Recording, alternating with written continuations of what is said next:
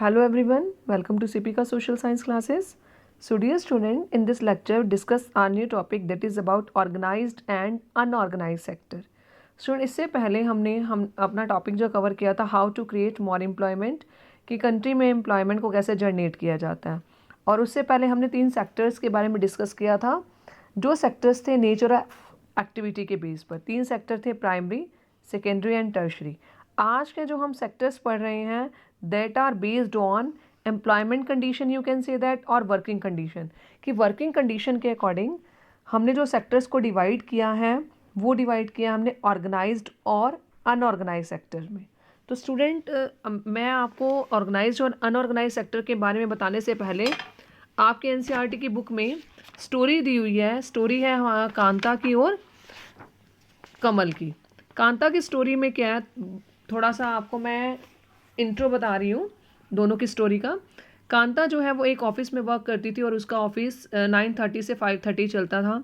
उसको salary regular मिलती थी at the end of the month, और सैलरी के साथ साथ उसको और सारे बेनिफिट्स मिलते थे, मेडिकल लीव्स मिलती थी, और अगर संडे को वो नहीं जा रही तो उसकी भी उसको सैलरी मिलती थी, मतलब पैसे मिलते थे। ये नहीं थी जिस दिन जाती है उसी के लिए नहीं, जिस दिन संडे की छुट्टी है या कोई एक्स्ट्रा छुट्टी आ रही है तो उसके पैसे नहीं कटते थे। तो कांता की वर्किंग कंडीशंस ऐसी थी। अब कमल की बात करें, कमल है दूसरा पर्सन। कमल जो उसका नेबर था वो डेली वेज लेबरर था और एक ग्रोसरी मीन्स किराने की शॉप पे लगा हुआ था। उसकी ड्यूटी होती थी 7:30 मॉर्निंग से लेकर 8 o'clock तक। तो आप टाइमिंग्स में भी डिफरेंस देखिए, वो 9:30 से 5:30 तक वर्क कर रही है और वो 7:30 सुबह से लेकर 8 बजे तक वर्क कर रहा है। काम इतना ज़्यादा है, उसको कोई अलाउंसेस नहीं मिलते थे, कोई पेड लीव्स नहीं मिलती थी, और अगर वो छुट्टी लेता था तो उसकी छुट्टी के पैसे कटते थे। और उसके बाद अगर वो उसका जो मालिक है वो चाहे उसको किसी भी टाइम हटा सकता था क्योंकि उसकी कोई जॉब सिक्योरिटी नहीं थी।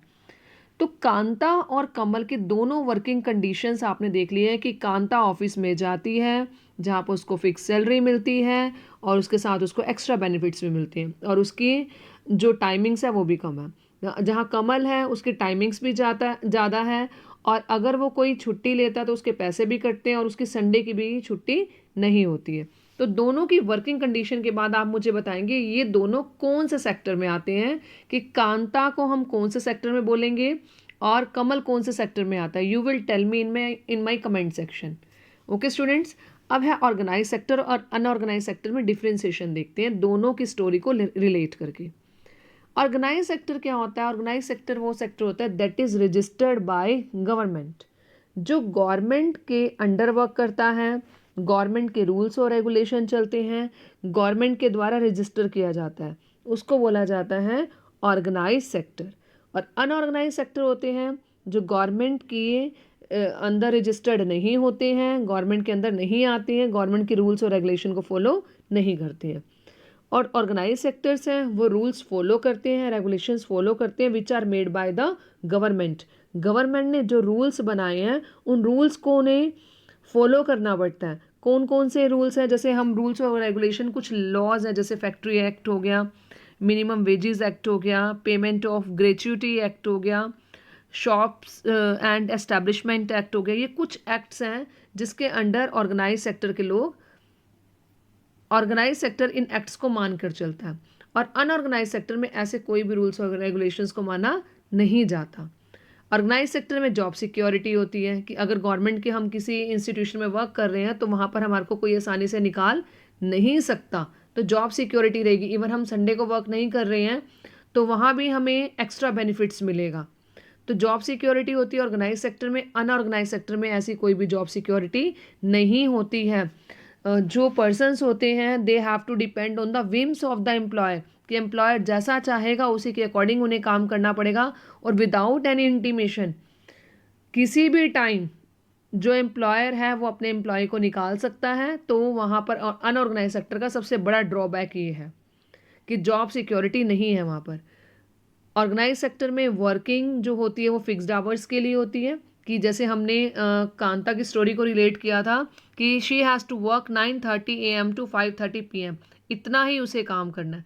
बट अगर अनऑर्गेनाइज सेक्टर की बात करें तो वहाँ पर लॉन्ग वर्किंग आवर्स होते हैं, लंबे टाइम तक काम करना पड़ता है, पूरे दिन में जो उनका शेड्यूल होता है वो बिजी होता है।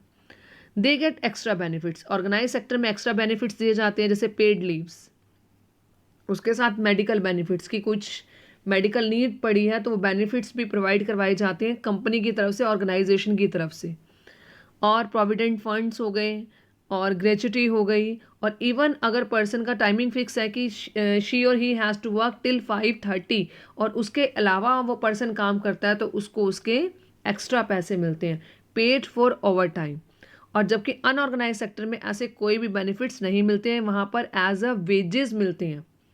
और वहाँ ऑर्गेनाइज्ड में सैलरी दी जाती है मंथली, और अनऑर्गेनाइज सेक्टर में लोग वेजेस की तरह उनको वेजेस दिए जाते हैं उनको, और अगर वो छुट्टी लेते हैं तो उनकी छुट्टी कटती है और उनको कोई एक्स्ट्रा पेमेंट नहीं की जाती है। अब वहाँ पर क्या है, गुड वर्किंग कंडीशंस भी हैं। गुड वर्किंग कंडीशन में हम बोल सकते हैं कि सैनिटेशन फैसिलिटीज़ अच्छी प्रोवाइड की जाती हैं। इवन वहाँ का जो एटमॉस्फेयर है, गुड एनवायरनमेंट प्रोवाइड किया जाता है, सेफ वर्किंग एनवायरनमेंट लोगों को प्रोवाइड किया जाता है, drinking facilities, drinking water facilities, sanitation facilities. तो ऐसे वर्किंग कंडीशंस जो होती हैं वहाँ पर अच्छी प्रोवाइड करवाई जाती है ऑर्गेनाइज सेक्टर में। क्योंकि ऑर्गेनाइज सेक्टर्स वो एंटरप्राइजेज होते हैं, वो प्लेस ऑफ वर्क होते हैं जहाँ पर गवर्नमेंट के रूल्स और रेगुलेशन के अकॉर्डिंग काम किया जाता है। इसलिए लोगों की कंडीशंस के बारे में, लोगों के क्या उनकी ज़रूरतें हैं, क्या उनकी नीड्स हैं, उन पर ध्यान दिया जाता है। अनऑर्गेनाइज सेक्टर में वर्किंग कंडीशंस प्रॉपर नहीं होती, वहाँ पर एम्प्लॉय के अकॉर्डिंग चेंजेस नहीं किए जाते हैं। तो अब एग्जांपल देखिए, ऑर्गेनाइज सेक्टर में जैसे बैंक्स हो गए, स्कूल्स हो गए जो गवर्नमेंट ऑथराइज्ड हैं, तो वहाँ पर आपने देखा होगा सैलरी, जो गवर्नमेंट एम्प्लॉय की सैलरी भी बहुत अच्छी होती है, उसको बेनिफिट्स मिलते हैं। इवन वो पर्सन रिटायर हो जाता है तो उसको पेंशन मिलती है और एक्स्ट्रा बेनिफिट मिलता है, मनी मिलता है उसको लास्ट में, ताकि उसकी लाइफ सिक्योर रह सके। अनऑर्गेनाइज सेक्टर में क्या होता है, अनऑर्गेनाइज सेक्टर में लोग जो इन्वॉल्व होते हैं, स्मॉल जॉब्स कर रहे होते हैं, वेंडर्स होते हैं, इवन आपने देखा होगा farmers work on their own and hire labourers, जो लेबरर्स को वो हायर करते हैं, तो उनका कोई भी फिक्स टेन्योर नहीं होता, फिक्स टाइमिंग नहीं होती, और उनके पास कोई भी फिक्स जॉब नहीं होती। जब उनको ज़रूरत होती है तभी उनको हायर किया जाता है, और ज़रूरत नहीं होती तो उनको निकाल दिया जाता है। तो यहाँ पर कोई इनको लास्ट में पेंशन्स नहीं मिलती, कोई इनकी फिक्स्ड सैलरी नहीं होती। तो स्टूडेंट्स आप ये देखिए, ऑर्गेनाइज सेक्टर जो गवर्नमेंट के अंडर वर्क कर रहा है, अनऑर्गेनाइज सेक्टर जो गवर्नमेंट के अंडर वर्क नहीं कर रहा, दोनों की कंडीशंस में ज़मीन आसमान का अंतर है। आप किस सेक्टर में वर्क करना पसंद करेंगे, ऑर्गेनाइज्ड या अनऑर्गेनाइज सेक्टर में? I want to ask you, in which sector do you want to work? आप बड़े होकर किस सेक्टर में वर्क करना चाहेंगे, जहाँ पर आपको सारी बेनिफिट्स मिले या जहाँ पर बेनिफिट्स नहीं हैं?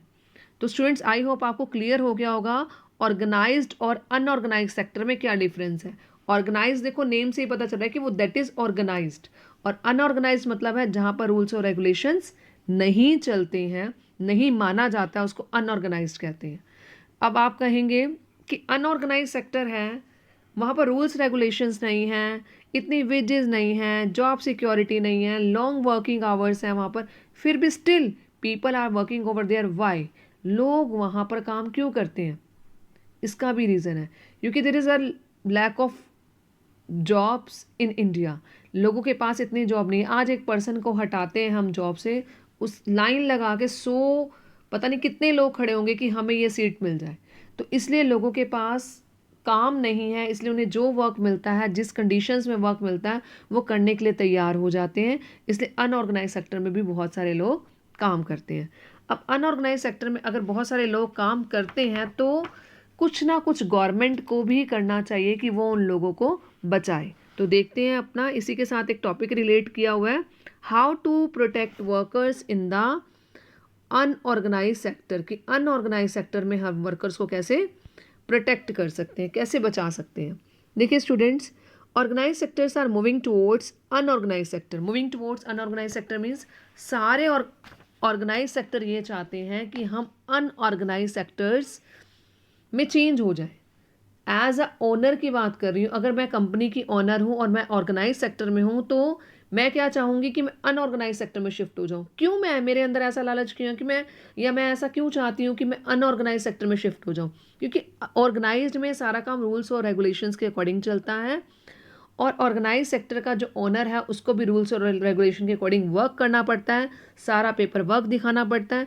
तो टैक्सेस से कहीं ना कहीं अपने आप को बचाने के लिए, टैक्सेस से अपने आप को बचाने के लिए वो अनऑर्गेनाइज सेक्टर में आना चाहते हैं, ताकि रूल्स और रेगुलेशंस हमें फॉलो ना करने पड़े और हम किसी भी तरीके से, क्योंकि अगर अनऑर्गेनाइज सेक्टर में ये शिफ्ट हो जाएगा तो यहाँ पर क्या शुरू हो जाएगी, एक्सप्लॉयटेशन ऑफ वर्कर स्टार्ट हो जाएगी, क्योंकि टैक्स नहीं देंगे, रूल्स और रेगुलेशंस फॉलो नहीं करेंगे, और लोगों के साथ एक्सप्लॉयटेशन कैसे क्रिएट होगा, क्योंकि देखिए अब सारे ऑर्गेनाइज सेक्टर अगर अनऑर्गेनाइज में चेंज हो जाएंगे तो लोगों के पास कोई रास्ता ही नहीं रहेगा, तो उन्हें अनऑर्गेनाइज सेक्टर में काम करना ही पड़ेगा। तो these workers are force to take up jobs in the unorganise sector with low earnings. और इससे फ़ायदा किससे होगा, किसको होगा, इससे फ़ायदा होगा ओनर को। तो ओनर ये नहीं सोचेगा कि मेरे जो वर्कर्स हैं उनको फ़ायदा हो रहा है या नहीं हो रहा, उसे यह है कि सिर्फ मुझे अपने वर्कर्स को एक्सप्लॉइट करना है।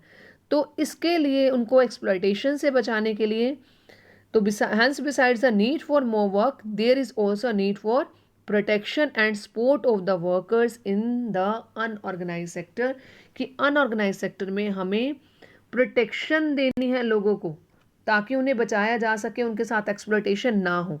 तो ऐसा कुछ गवर्नमेंट को करना चाहिए, गवर्नमेंट को कुछ ऐसे रूल्स और रेगुलेशंस बनाने चाहिए कि इवन चाहे वो रूरल एरिया है चाहे वो अर्बन एरिया है, दोनों में अनऑर्गेनाइज सेक्टर है, उन अनऑर्गेनाइज जो ऑर्गेनाइजेशंस हैं, अनऑर्गेनाइज जो सेक्टर हैं, दोनों में चाहे वो रूरल हो चाहे अर्बन हो, उनमें से लोगों को कैसे बचाया जा सकता है। तो देखते हैं कि प्रोटेक्ट, क्योंकि हमारा क्वेश्चन भी यही है ना, how to protect workers in the unorganise sector.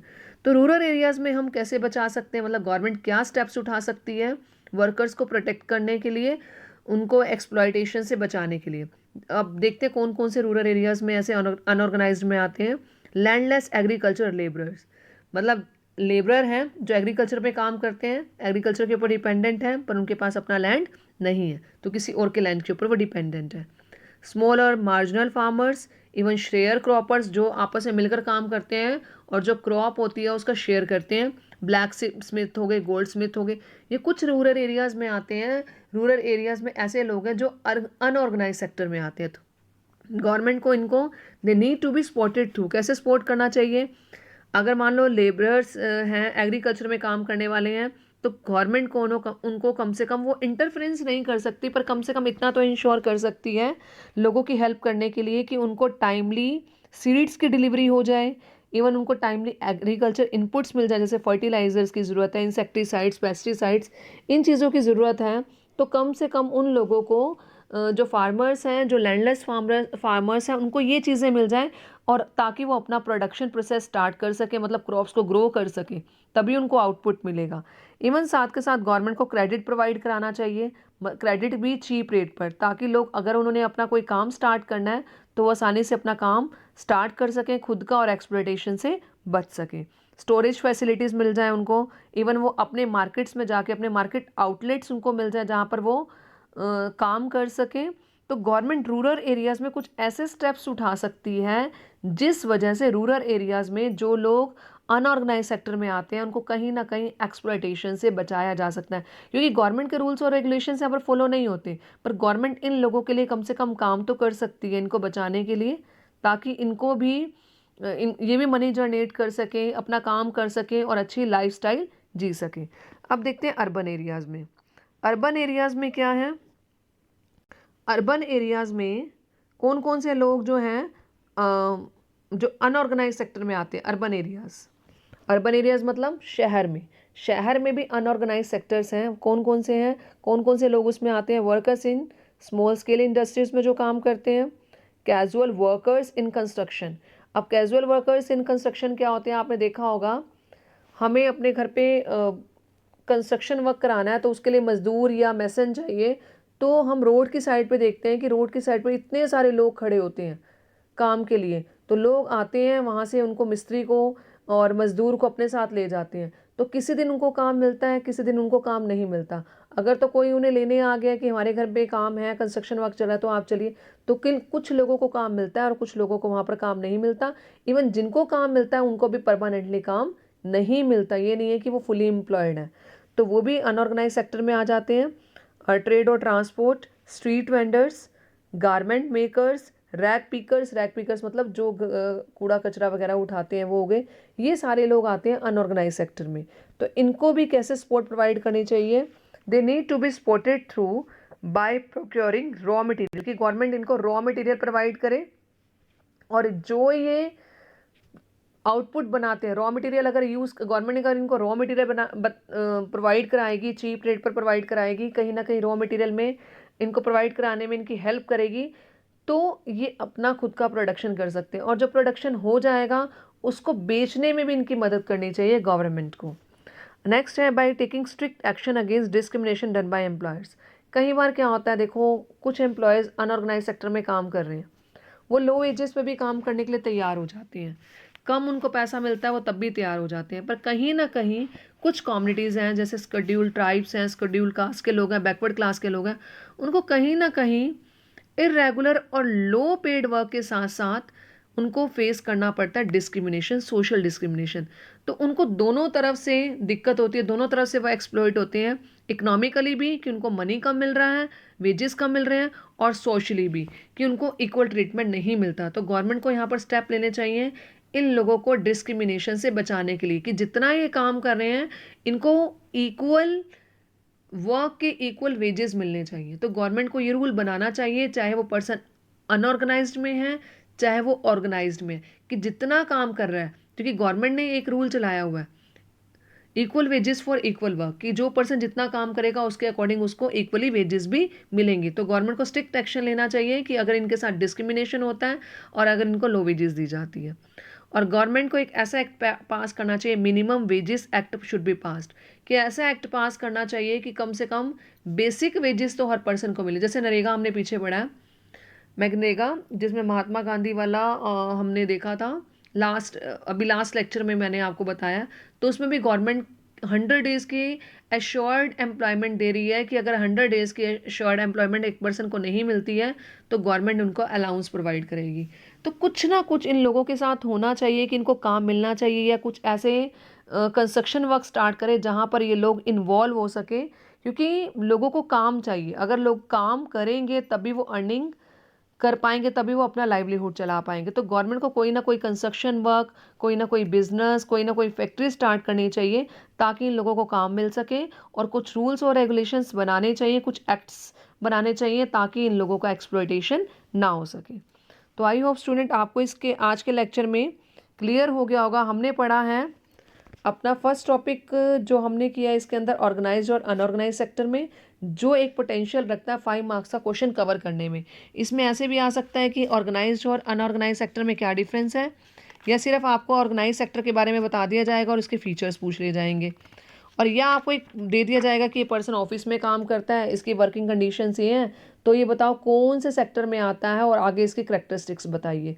तो कोई भी आपको पर्सन बताया जा सकता है और उसके अकॉर्डिंग आपसे पूछा जा सकता है कि पर्सन ऑर्गेनाइज सेक्टर में आता है या अनऑर्गेनाइज सेक्टर में आता है। और उसके साथ हमारा जो हमने दूसरा टॉपिक कवर किया है वो हमने कवर किया how to protect the workers in the unorganise sector, कि हम अनऑर्गेनाइज सेक्टर में कैसे वर्कर्स को हम बचा सकते हैं।